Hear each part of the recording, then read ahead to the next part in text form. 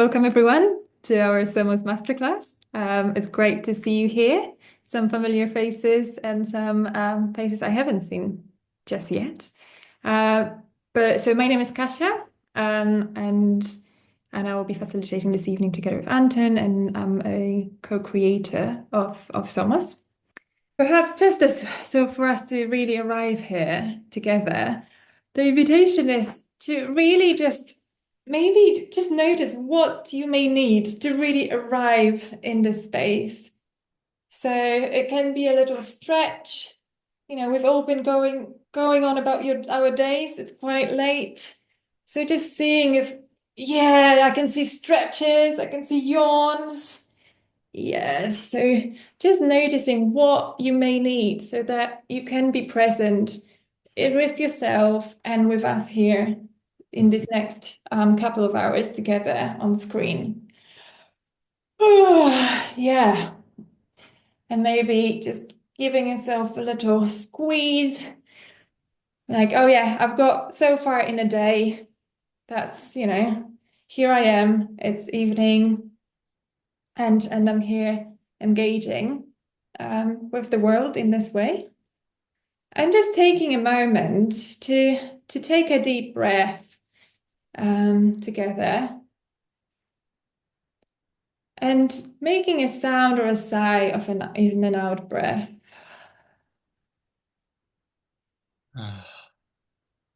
And taking another deep breath together. And out breath with a sound or a sigh.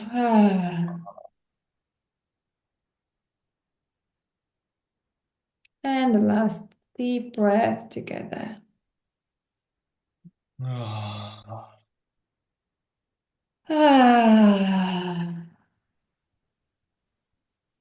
Hmm. And just noticing, how are you feeling in your body right now? Just taking a moment to notice. And if you do want to share anything in the chat, that would just make it more interactive with all of us. And there is wisdom in a group.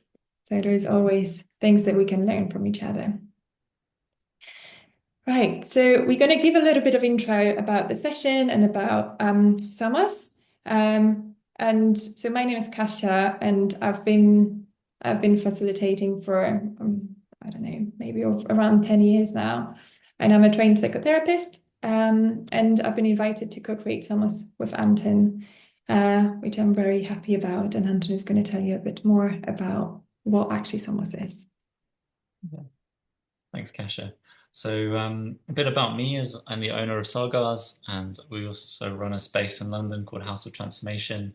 My background is as a designer and consultant in sustainability, property, and tech. And yeah, we got this incredible opportunity just over 2 years ago to take over a countryside estate in Devon called Selgars. And we run it as a co-living as well as a nature retreat venue. And at the end of last year, we completed the purchase, so it's our forever home now. And I guess the journey of Somos began with walking the dog along the river and thinking about what could we really bring to Salgar, to this really beautiful, enchanting land that was unique. And what I wanted to do was come up with a particular flavor of personal development and leadership journey. And I knew that at the heart of it, it was going to be about exploring the relationship with the body and with nature. Because I think this is often something that is missed or neglected or not given enough attention in most leadership and personal development journeys and programs. We kind of get stuck in our head and our stories and don't actually come back into what is true and alive in the moment. And so when the name came to me, because I was thinking about the power of this kind of deeper intelligence, intuition, somatic intelligence that we each hold within ourselves, but often we shut off or we even are completely disconnected from that. And then later I learned that somos also means we are in Spanish, so it was a great fit. And then I reached out to Kasia, and then we've held a program at Salgars for 3 times now since we moved. And we've always done it at the end of the event season, at the beginning of the event season. So it's always been at the end of autumn or the beginning of spring. And so it's been quite chilly. And so we could only do so many sessions outside. So we decided this year we were going to make Somos a summer experience and instead complement it with an online session that we can do now and we can share more broadly online. That's why we're here today. It's a bit of an experiment to try and see how we can convey what is really quite a sensory and experiential idea in an online format. Cool. So, at the heart of Somos is this journey of self-discovery and transformation that we are all on. And it never stops. Regardless of what stage we are in life, we're always faced with elements of uncertainty and change that we must always navigate. And so that question of rediscovering who we are, it's not that we just do it once and that's it. We figured it out. It's an ongoing journey. It's an ongoing cycle of reinvention and rediscovery and growth.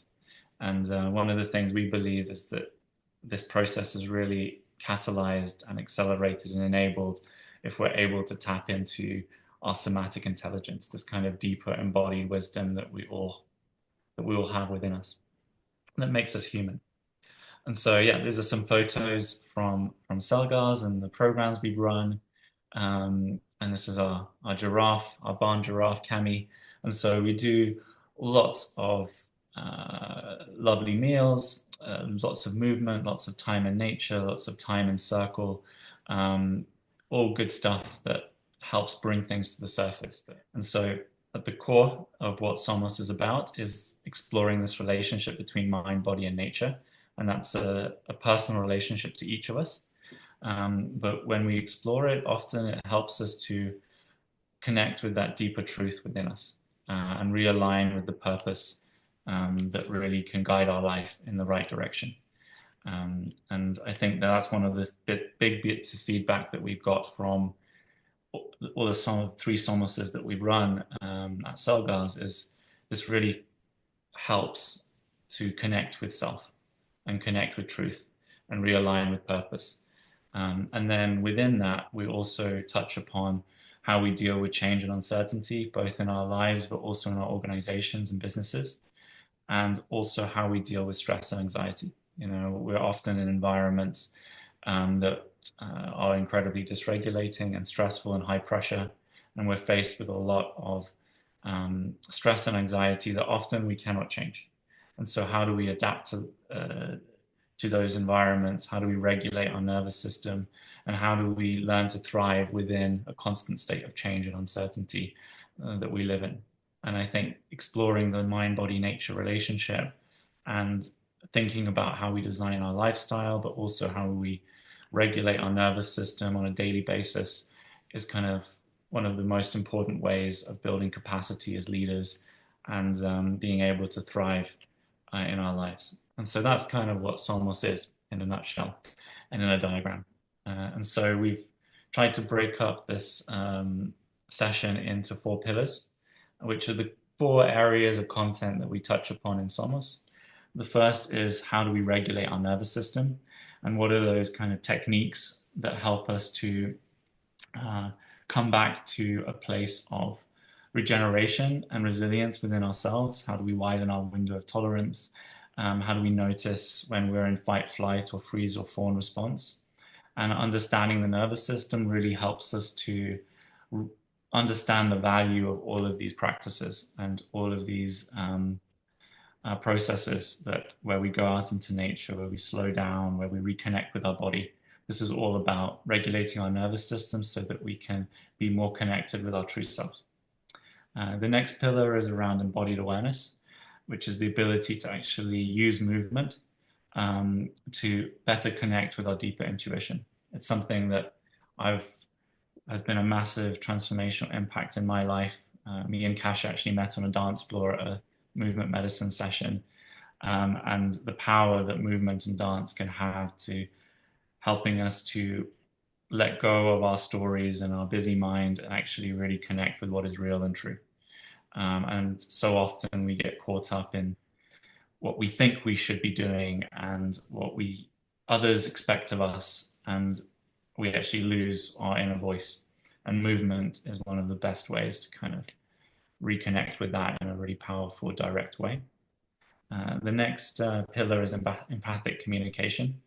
I think we cannot exist in the world in an island by ourselves. We are constantly in relationship, both with our colleagues at work, but also at home, in our families, and in our relationships.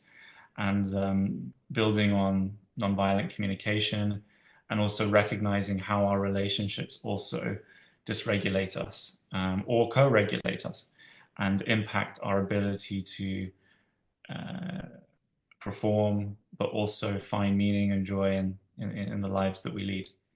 And that's a really important part also of SOMOS, is how do we exist in relationship? How do we collaborate and communicate with others? Not just looking just at ourselves and our own wellness and well-being, but also how we relate. And finally, we have somatic problem solving. And this is one of the things that I found is really incredible, which is how we can reconnect with our body and go out into nature, not just as a way to rest and recharge and kind of restore our energies, but also as a way to do creative work, to solve complex problems, to also ask ourselves deeper questions of what decisions we should be making and what direction we should be pushing ourselves towards. And sometimes we are in moments of transition or crossroads where we need to make big decisions that are not easy.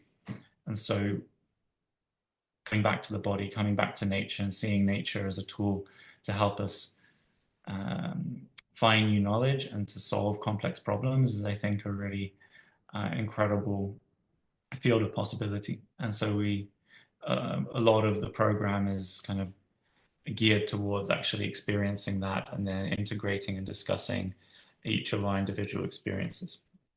So those are the pillars. And now I'm going to dive into the first pillar of nervous system. So I think it all begins with understanding how our brain has evolved. You know, we were first reptiles, then we were mammals, and then we became Homo sapiens. And our brains are actually a product of all of those um, three states.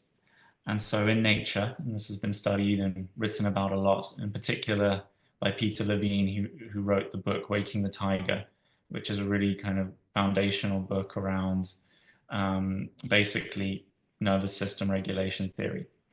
And what was observed in nature is whenever there is a danger, let's say a predator is looking to chase and attack a prey, there is a fight-flight response. You know, adrenaline is rushed into our bodies so that we can better escape or fight against a threat.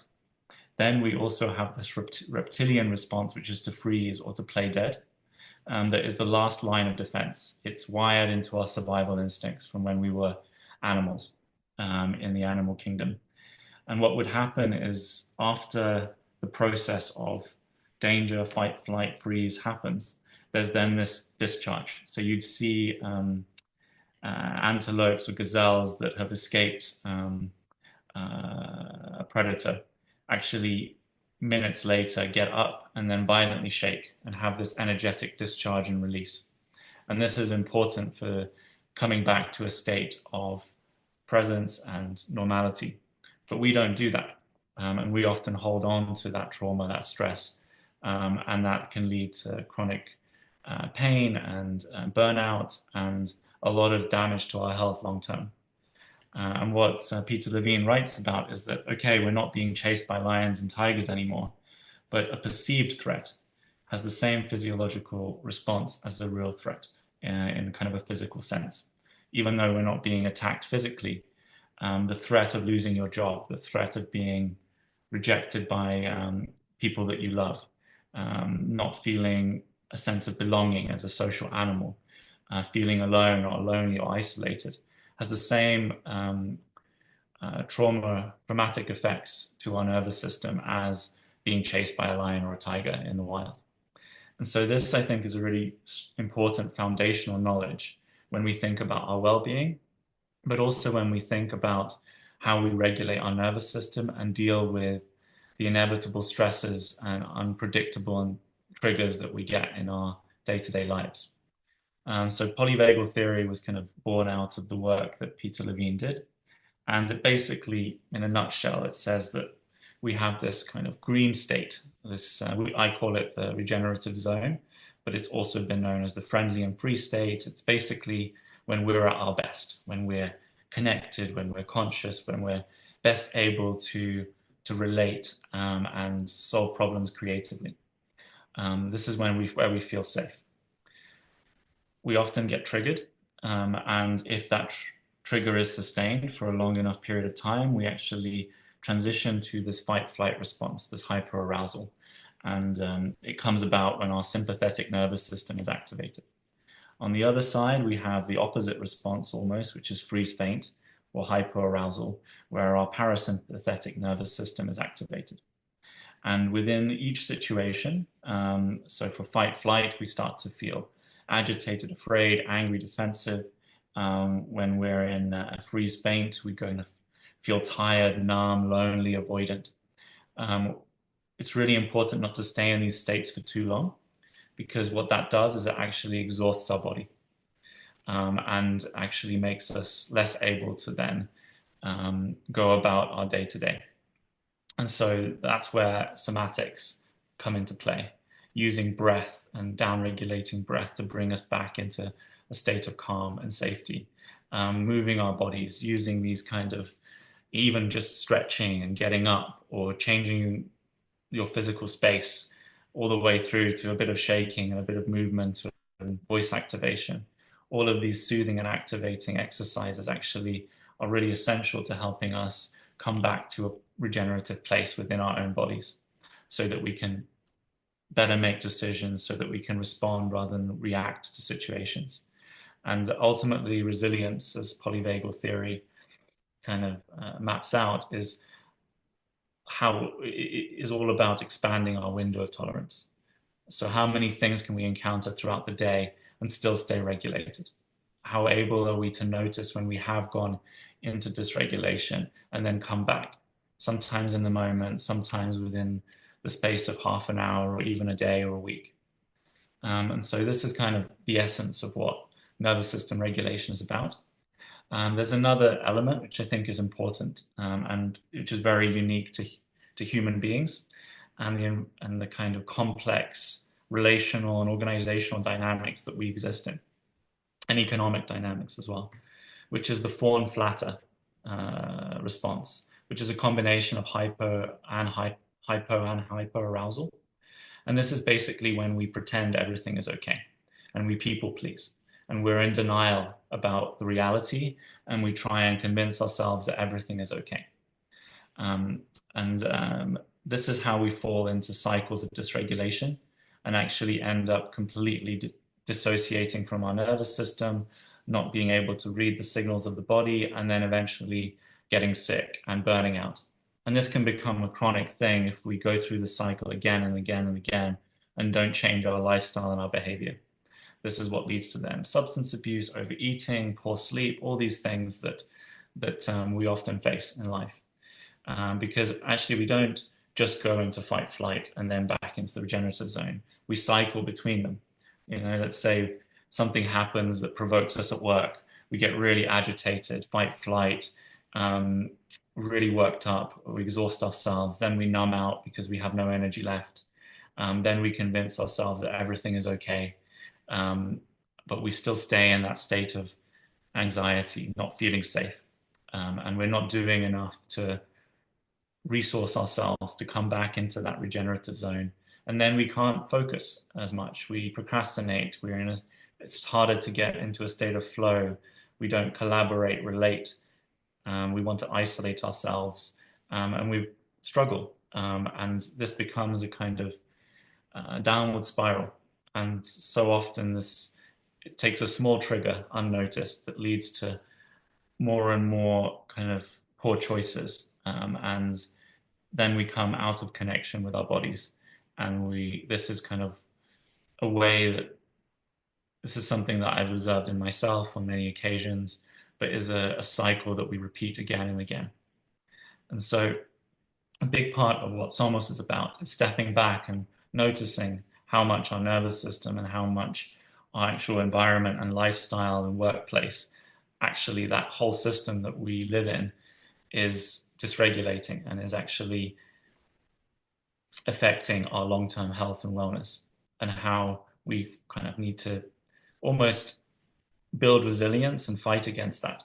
And what are all the things that we need to keep reminding ourselves to do, both in the moment, every day, kind of through breath, mindfulness, soothing, activating exercises to stay in that regenerative zone, but also, are we neglecting our relationships? Do we have a strong enough community? Also food and nutrition, sleep and rest, creativity, play, nature, travel, dance, sports, movement, fitness, this, our whole life system.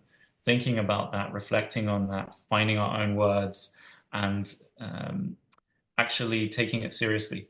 And when we step out of our day-to-day busy schedules, it can be really powerful to reflect actually what needs more attention, and how do we build resilience in our lives.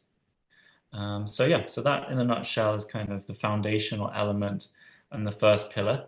But of course, it's easy to say, but it's about really going in deeper with yourself, and really also looking back at the choices you've been making throughout your, at least the last few months of your life. So, because it's easy to, we all know this, but yet we don't put it into practice.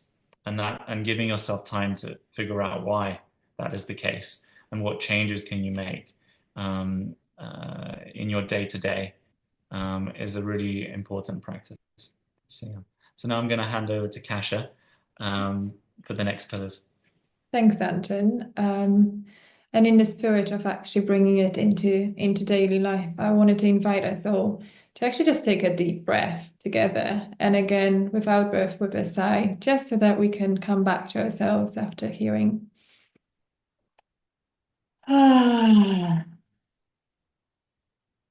Just taking these moments sometimes in a day, in a meeting, whenever we are engaged in work. I quite often actually when I get stuck in a work zone, I need to remember to just take a deep breath, and the sigh really helps to us also to regulate in the vagus nerve, which helps us soothe the nervous system and come and bring us back to the regenerative zone.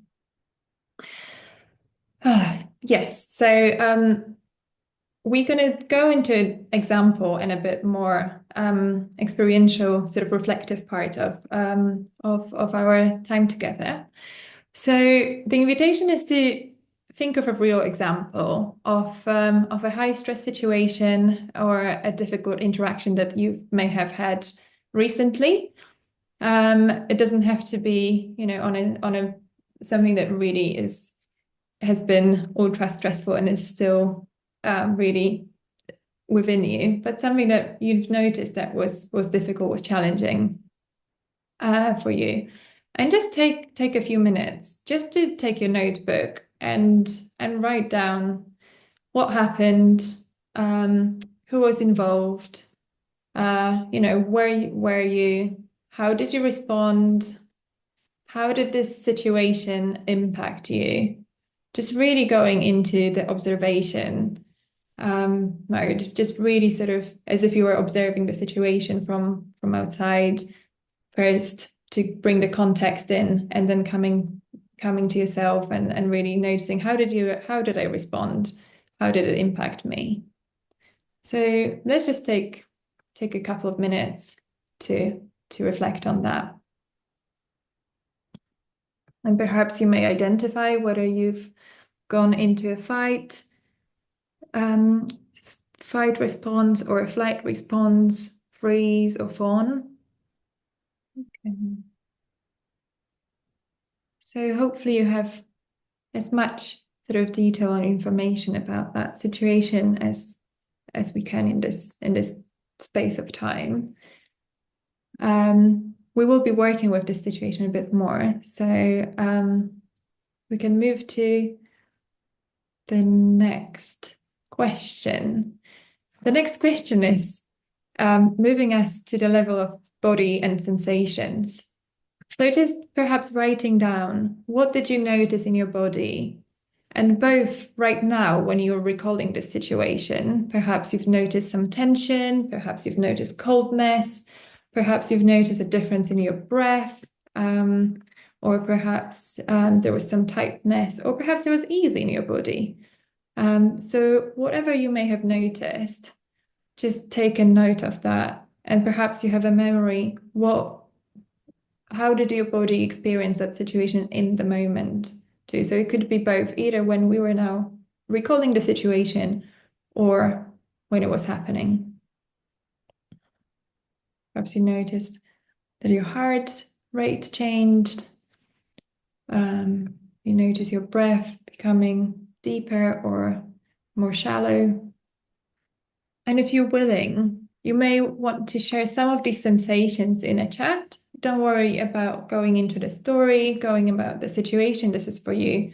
Just if you want to share some bits that you may have noticed, some experiences, some sensations. Like chest, noticeable heartbeat, cramped stomach, tightening of chest again, just closing the chest area. Yeah, tense body, dry mouth, lots of tension. Yeah, beautiful.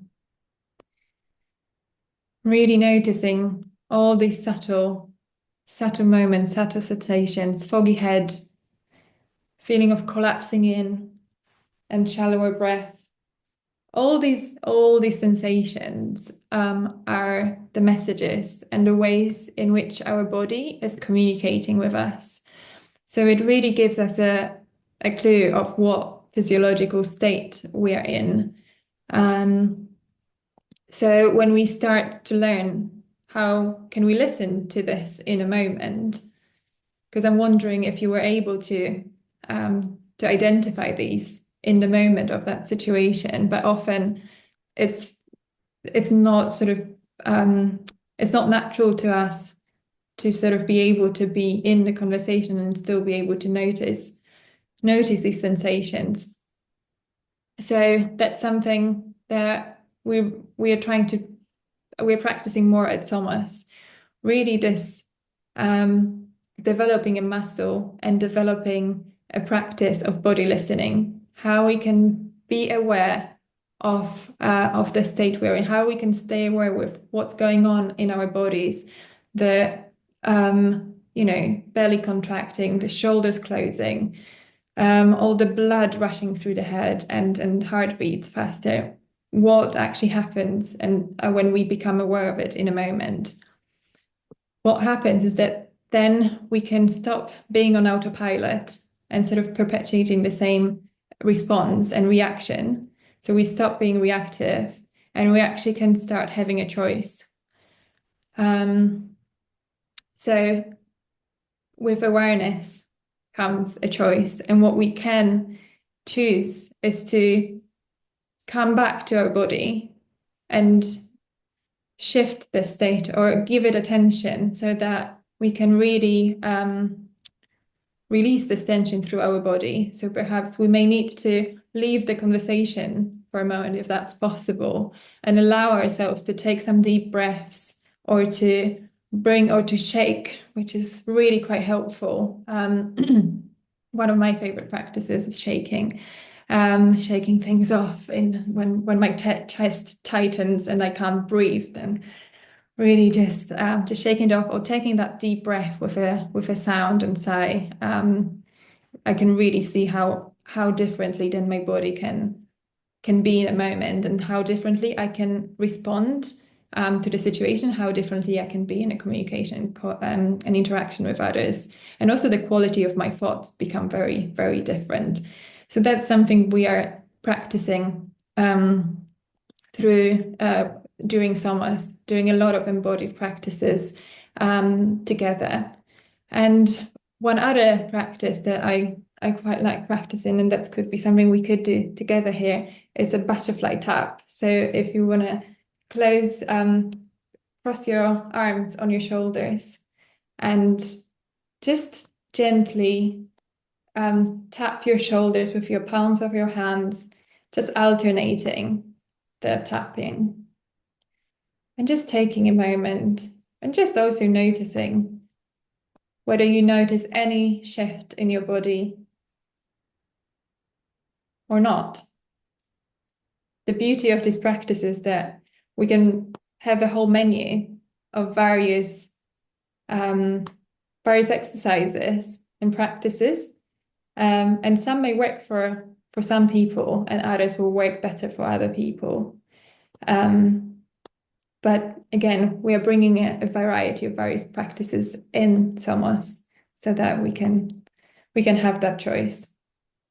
Okay, just taking a moment just to squeeze your shoulders again, letting your body know that you're here, bringing that, just bringing your awareness back to your body.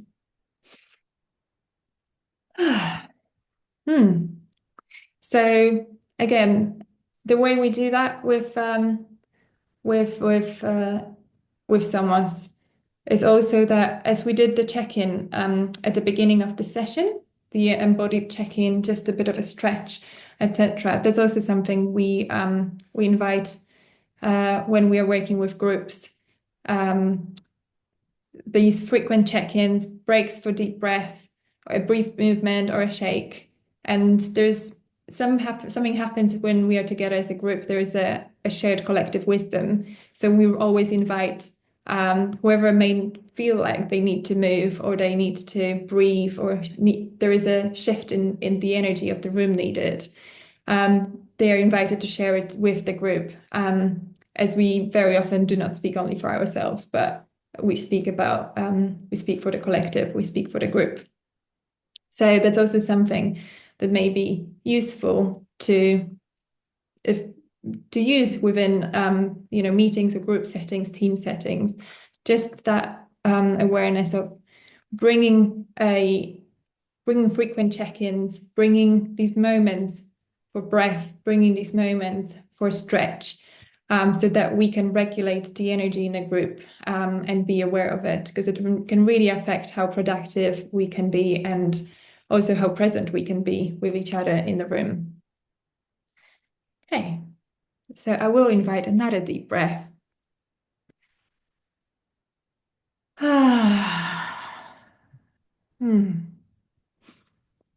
Yeah, and a stretch and a yawn that I'm seeing as well. Yes, whatever we need, really just bringing it back. We spend so much time sitting and not really allowing our bodies to actually not being in touch with our bodies. We spend so much time in our heads and being, in front of laptops, computers, sitting down all days. So just even these tiny moments of checking in may be really, really powerful in how we, in the levels of energy and levels of presence that we can offer to ourselves. So this brings me to the theme of co-regulation and how our nervous systems are impacting each other. So our autonomic nervous system is both shaped and regulated through interactions with others. So our nervous system is always looking for cues for safety or danger. So whenever we are in a relationship, very unconsciously, we are checking out, is it safe or is it not safe for me? And if it's not safe for me, we will go to those whether flight or fawn places and responses. So if we approach our interactions with others with that in mind, we can really start recognizing that the state of our nervous system will affect the people around us and vice versa. So if we are feeling regulated, it will affect the person we are in communication interacting with. And if they are, we co-regulate in this way. So we can, again, then choose to take a moment to regulate our nervous system before we are entering a meeting, before we are entering a conversation or a challenging conversation with someone else. And this can help the other person to co-regulate. And what it opens up is we stop being stuck in the same responsive habitual patterns of survival, but actually we can start opening up to new possibilities and new ways of approaching that difficulty, that conflict within a relationship or that particular situation. So here we come to the idea of empathic communication, which we can help us also to regulate our nervous system through self-empathy and the awareness of our feelings and needs. The notion of empathic communication was inspired by nonviolent communication approach developed by Marshall Rosenberg, and I imagine some of you may have heard of or are very aware of NVC, or maybe some of you haven't heard of it. But the part that we want to focus on is the part of identifying our feelings and needs, and the communication based on feelings and needs, and a little bit of a taste of what that way of communicating may involve, and how this can bring the self-empathy to us, which then can really help us to self-regulate. So we rarely use a whole range of vocabulary of our feelings and needs. And we may be missing out at times, actually, because it sometimes it's a very subtle word, like a difference in the word that can make a real difference. And Marshall Rosenberg developed a list of feelings that can help us with expanding our vocabulary. And there is a lot, and don't worry about all of them right now. So, because we won't be able to go through all of them, but I do encourage you to, if you haven't seen this before, if you haven't heard of NVC before, just to spend some time in your own time after the session, just going through these feelings and noticing what happens to you when you read them. Like, can you recognize it? Is it a feeling that you may be experiencing on a regularly, or something that resonates with you more or less? But what's worth noticing for the purposes of today is that this list is divided into feelings when our needs are met and feelings when our needs aren't met. And I really believe that this is a way more helpful distinction than, when we habitually say, oh, this is a positive feeling or this is a negative feeling. And we are trying to sort of push away all these negative feelings and just stay only experiencing all the positive feelings, which I think sometimes is really unhelpful, because what we do is just deny part of our experience. And in the way that Marshall Rosenberg is bringing it here is that we can see feelings as messengers that can help point us towards our unmet needs. And why is that important?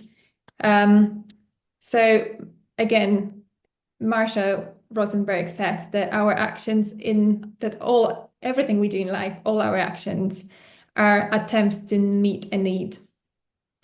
And if we don't know what these needs are, we often stay on the level of actions, or how he calls it, strategies, to meet the need.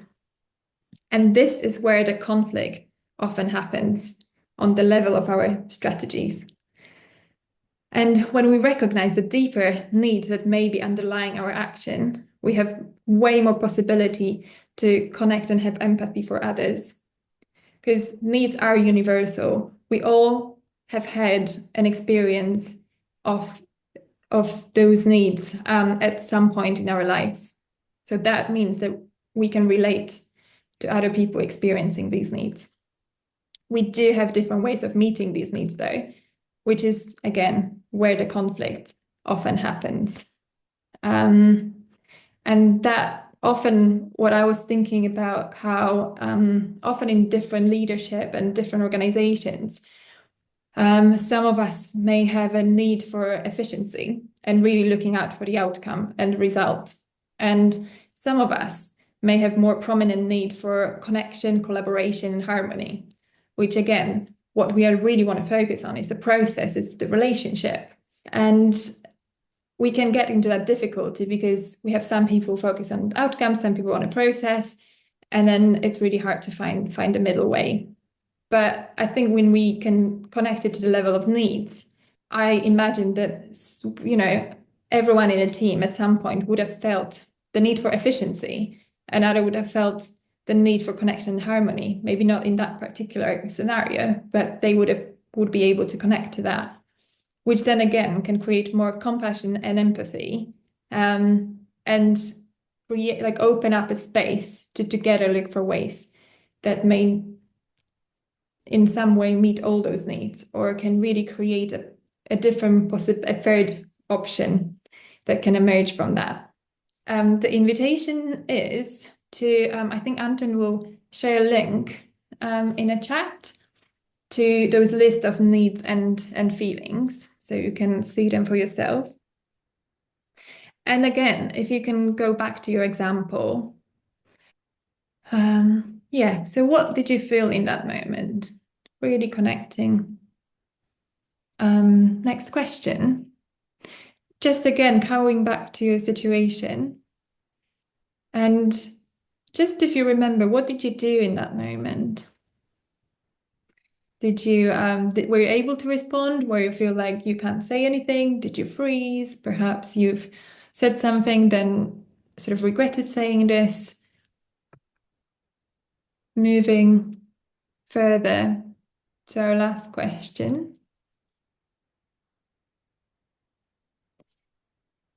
And coming back to our lists of needs. Just identifying what was that need that wasn't met in that moment.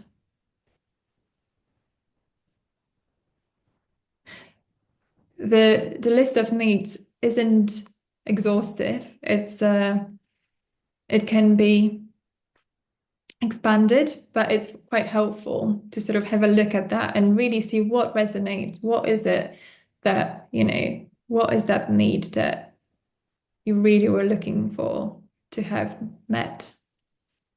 Yeah, and it's interesting to identify these needs and sort of go back to the strategy and to see how we were trying to have that need met. What was our strategy in that moment? And perhaps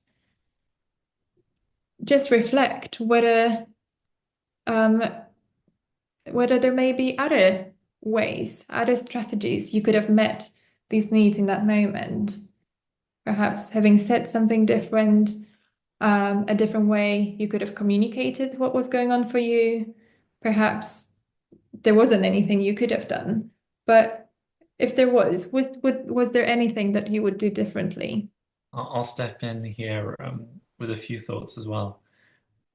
The core of all developmental and growth processes is a really considered practice of self-reflection and taking on constructive feedback from others, but also reflecting deeply with yourself and setting aside time. And I think that this embodied layer of self-reflection is really important. These extra dimensions you can bring into your own self-work, your own analysis of what worked well, what didn't work well, brings new lenses through which you can see the situation differently, and resource yourself better, prepare better, respond better. And I think that's kind of at the core of what SOMOS is about. We're not reinventing the wheel in leadership and personal development. We're just trying to bring these extra questions and extra lenses and more embodied processes into the mix. And at the heart of, I think, effective communication or empathic communication is a real desire to not react to a trigger, to a difficult, stressful situation, but instead to resource yourself and to respond and to move towards right action rather than instant action. Because often when we react, and we just make things worse. And at the core of that is this practice of pausing, of being mindful, of allowing our mind to catch up with our body, so that we can then step into an action that or a strategy to meet a need that is helpful and that serves our purpose and serves the relationship as well. So we kind of created this little slide, which is really just a bit of a toolkit uh, for how we deal with stressful situations, how we deal with triggers, how we deal with difficult conversations. And in NVC, there is the jackal that represents the kind of um, instantaneous reacting response. And then there is the giraffe that represents the kind of nonviolent response. And what we're trying to do is kind of map out little things that we can start to form habits around that will help us to move from reaction to response. So I think at the core is to practice the pause, right? That's one of the most powerful things you can do is actually nothing. And to shift attention not to being defensive and to attacking or blaming, but instead to mindfulness, to compassion, to self-awareness. Much easier to say than to do, but this is a habit that can really help us in all of our interactions and collaborations because we can't really affect the fact that triggers will happen. You know, things, disagreements will happen. People will say things that dysregulate us. But what we can do is choose to be aware, but also choose to act differently to what maybe our default response could have been. And one of the things that really is a great way to kind of practice the pause and stall things is simply to acknowledge, clarify, and make observations. To start with what is objective, and also to clarify the experience, the perspective, and the understanding of the other person. To stay neutral, to be Switzerland, right? To not take any sides, but just to acknowledge the emotion, the content of what is being said or what is being done, and to clarify what are the steps that led to that situation, to observe what is happening in the room. And then when we speak, rather than blaming or getting defensive, just to speak from our own perspective. You know, when you said this, I noticed this in myself. Um, and while asking these questions, trying to kind of intuit what are my feelings and needs, what are we sensing in the other person, what's going on for them, what do I need right now to stay resourced, to come back to the regenerative zone, to regulate and co-regulate our nervous systems. And that can often be around taking a deep breath or even holding your breath. You know, actually, if and noticing also the speed of our speech. You know, when we speak really, really fast and we're in red zone and we're agitated, then actually we don't allow ourselves to breathe. And that only feeds our kind of anxiety and our intensity. But holding the breath can be a very powerful way to just bring our respiratory rate down, soothe our nervous system, and then be in a better place to move to response. And one of the things that also is really important is to consider what is important, right? In this interaction. Is it to heal the relationship and to hold and nurture the relationship? Is it to get results? And I think what's really important is to also assess, do you have enough capacity within yourself, but also enough time in that meeting? And is it even the right space or environment to have this interaction properly? And so actually making the conscious choice to say, I hear you, I acknowledge everything that's been said and done. I don't think we have enough time. I don't think this is the right space. This isn't the right meeting to honor this interaction properly. Can we take a pause? Can we not ignore this? Can we acknowledge it, but then also create a time when we can really deal with it properly so that it doesn't completely overwhelm the meeting and so that also we don't disrespect other people's time. And so doing some visualization and some role play so that we can start to build these behaviors that are very easy to think about in hindsight, but very hard to do in the moment. Can help us become more effective in conflict situations, better moderators, but also more empathic in our communication. And as always, this is something that we'll never do perfectly. We're human, but what we can do is step back and practice and work on this and try and improve every time. And so the practice of if we have had a stressful situation, rather than being in denial about it, forgetting it, pretending it didn't happen, actually doing the hard work of saying, you know what, I wasn't at my best. I made things worse. I was reactive. Let's really understand what happened. Let's give it time and attention. Let's be honest with ourselves, hold ourselves accountable so that we can be better next time. And if we can build this into the culture of our relationships, our families, our workplaces, then I think we'll all be much more effective. In this second part of our session, we wanted to invite you to a brief taster of a social presencing theater embodied exercise, which is a methodology used within Theory U. So we will be working with the body. We're going to start with meditation, and then I'll guide you through a bit of meditation and the embodied exercise. So make sure you're in a space where you will be able to make some movement, but it won't be very grand. It probably won't be a huge grand movement. But we'll see. Who knows what our bodies are holding and are trying to tell us. So yeah. So find a position that gives you ease and comfort.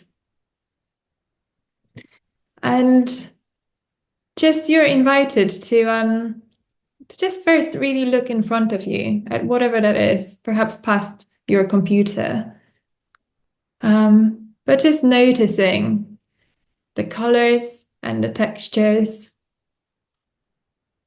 the shapes that are just in front of you. And it could be a quality of light or shadows in a space. It could be anything at all. We're just taking it in. And we're just awakening our senses. And that first sense that we're awakening is our visual sense.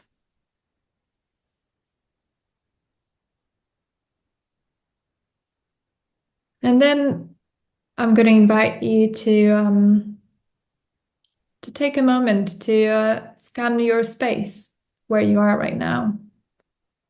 So you might want to do it by turning your head gently to one side and just allowing your eyes to roam.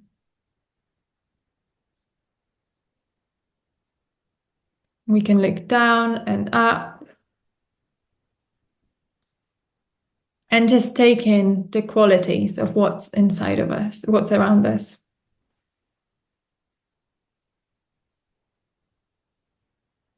We want to look the other way, just taking it all in. And we may notice certain things arise as we do that. Preferences like, I like this, I don't like that. But our intention here is really to notice the things that are around us and begin to focus gently on those things that are nourishing and supportive to us.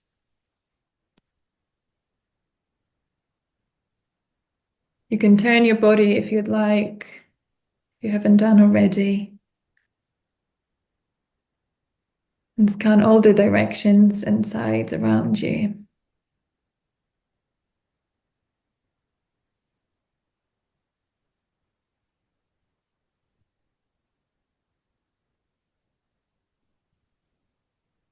And after you've done the scanning, just take a moment to choose one thing in your space that is nourishing for you. And it can be an object, it can be a quality of light or color.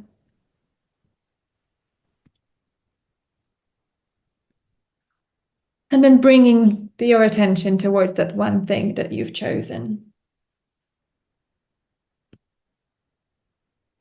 And just beginning to explore it a little bit more deeply, really allowing it to be received.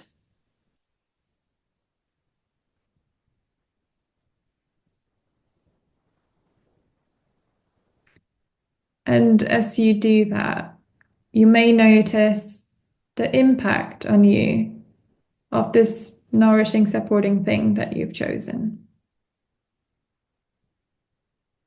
Maybe you notice your breath settling, or something else that allows you to receive that support and nourishment.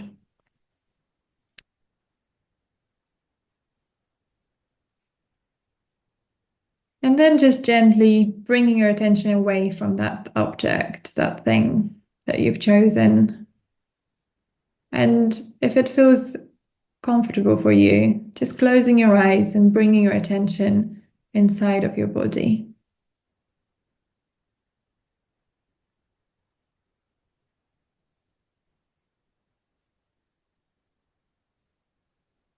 And as you close your eyes, you can also have an experience what it's like to have your eyelids support one another as you close them. And if you choose not to close your eyes, you can focus on a point in front of you, just to bring your attention inside a bit.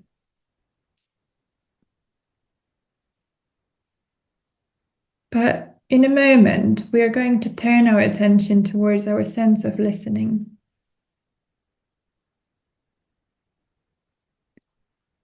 And really allow our ears to receive whatever sounds are around us.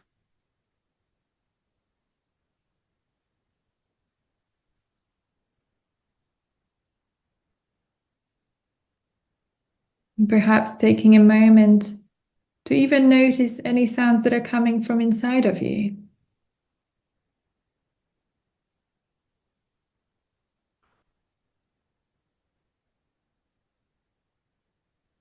You might want to notice the direction the sounds outside and inside of you are coming from, their volume, their pace,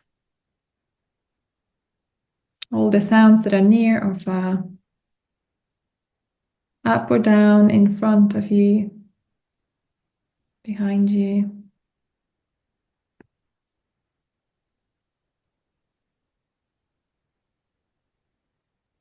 And in a moment, I'll invite you to draw attention towards your body and notice the contact of your body with any surface that you're sitting on. Feeling the support of that surface, a gentle pressure.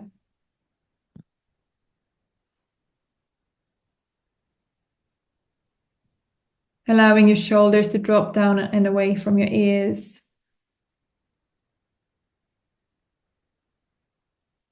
Maybe noticing your breath coming in and out through your nostrils.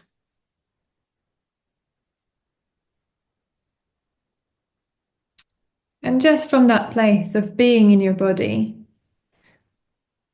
just allowing yourself to bring to the mind a place in your life when you may feel stuck, where something that you're creating is not moving forward. Allow yourself to have a clear idea what this may be, what this stuckness may be.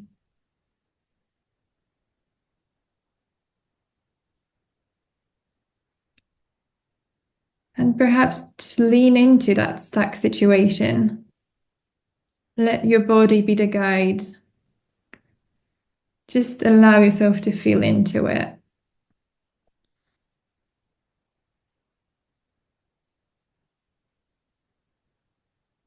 trusting that the wisdom is there already, and noticing what's emerging.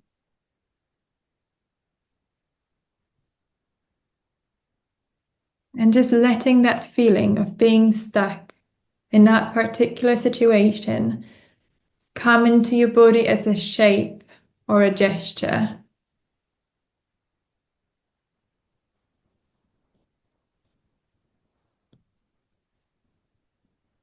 Just allowing that feeling of stuck just come into as a shape, as a gesture, as a little sculpture, as you will, if you will. So really embody that feeling of stuck. Make it as concrete and visible. And it may not feel comfortable, but just try and stay with it for a moment. What it's like to lean into the stuckness. And just notice how your body naturally wants to move out of this shape. And just allow this movement. And allow the movement to continue until it comes to an end. Just notice where it ends. And allow it to continue until it does. And just notice a new shape, a new sculpture that your body is finding itself within. Really feel into this new shape of your body, new gesture.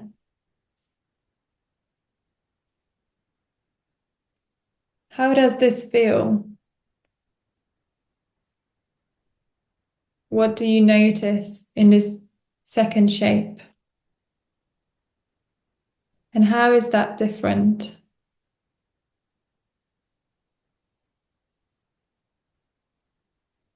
Just taking a moment to notice yourself in the shape number 2. Notice your body. Notice the shape. And when you're ready, just release the shape. Come back to yourselves. Take a moment to perhaps open your eyes. Come back to here. And just take a moment to reflect on what you noticed. What was the difference between the stuck shape and the sculpture or gesture number 2? What was the movement from the stuck shape to sculpture number 2? And perhaps notice whether there are any insights or questions about your situation, your stuckness that has arrived. Anything that may have surprised you in how your body moved in this very short and brief experience. Taking another minute or so just to take some notes for yourselves. Take a mental note, perhaps something that may have become clearer, perhaps new insights that came through your body. It may feel different to what we are familiar with and used to. They may not, they may be quite subtle, and they may reveal their meaning over time, or they may be quite profound from get-go. But what's important is that we bring that curiosity and that openness to a different way of approaching a situation or making a decision. It's coming from a place of not knowing what will emerge, not knowing what will come through our bodies. And that really allows us to bring new possibilities rather than repeating the same sort of known ways of trying to fix our situation, trying to get unstuck, trying to find a solution.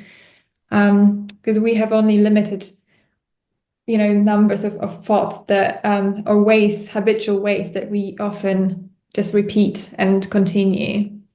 So that's an invitation when we engage our body in this way, when we do more embodied inquiries, it can really gives us a different perspective, something different, something new can open up.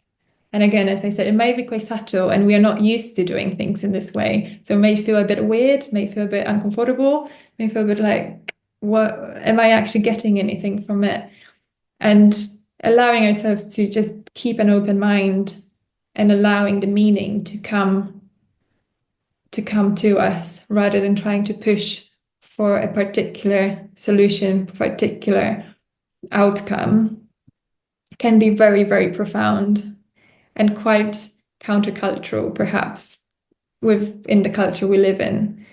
And still really, really, just bringing a vast array of new possibilities.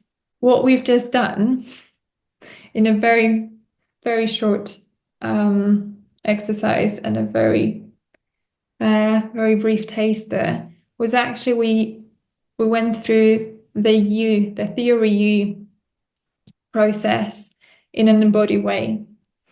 So I'm not going to go into so much detail here, but this is something we also speak about in SOMOS. But it's a beautiful way of really looking at how we can suspend our past patterns, our habitual patterns, and really let go and surrender into the unknown and embrace the uncertainty. When we practice the and trust the presencing, the being present and sensing into what's emerging. So the bottom of the U, as you will see on this image. It really opens us up to emergence, to any emergent possibilities, to any ideas, any new ways of thinking to come to us. And in this exercise, we allowed this new movement to sort of emerge through us and sort of crystallize into a shape, embodying the shape of a of potentiality. So again, that's something we do bring more and practice more in SOMOS. But I hope it gave you a new idea and a bit of a opening and curiosity about embodied inquiry. And I'll pass to Anton. One of the things that often we do in our lives is we try and force a solution too quickly.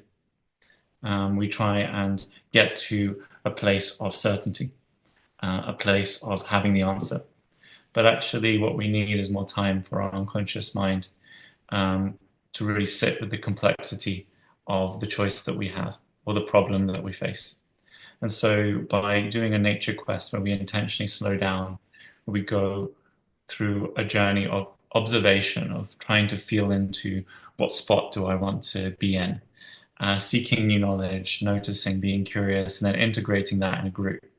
What we do is allow for kind of a different type of insight, a different type of sensation and possibility to come through. And it might sound a little wishy-washy. That's why often you just need to experience it and actually just be in that sensory environment of a wonderful landscape of woodlands and fields and water streams and birdsong and also community to actually start to see emotions and thoughts and perspectives bubble to the surface. And that's the magic of actually that kind of journey into nature with others, and is at the heart of what SOMOS is about, and the kind of the journey and through the portal and then back again. And this is something that can be a part of our lives, right? When we intentionally go for a walk in the park, or when we kind of sit with a deeper embodied reflection of where we are in our lives. And at the heart of what I think works most effectively in any kind of experiential learning is this process of slowing down, going out into nature with a question, with a quest, and then coming back into group. If it's not nature, then it's painting or dance or a different type of fun exercise. And I think that what we've enjoyed with Somos and also with Enchanted and other events we've done at Salgars is a playfulness with how we engage the body, how we also step into group processes and individual processes. It's a lot of fun and lots of things come to the surface. And ultimately, as with any kind of personal development journey, you get what you put out, you get out what you put in. And you bring your own quest, your own context, your own challenges into what is quite an organic and open process. And so, what we want to do with the summer program is really create it so it's less like us teaching you about somatic intelligence, and it's more us experiencing it together on the land and being in this embodied inquiry together for 4 days. So hopefully you can make it. The dates are the 17th to the 20th of July. And it follows Enchanted, which is another kind of very creative, fun, regenerative event that we host at Salgas every year. So if you want 2 weeks of wonderful community time and nature time in the summer, then yeah, July is when we're hosting Enchanted and Somos.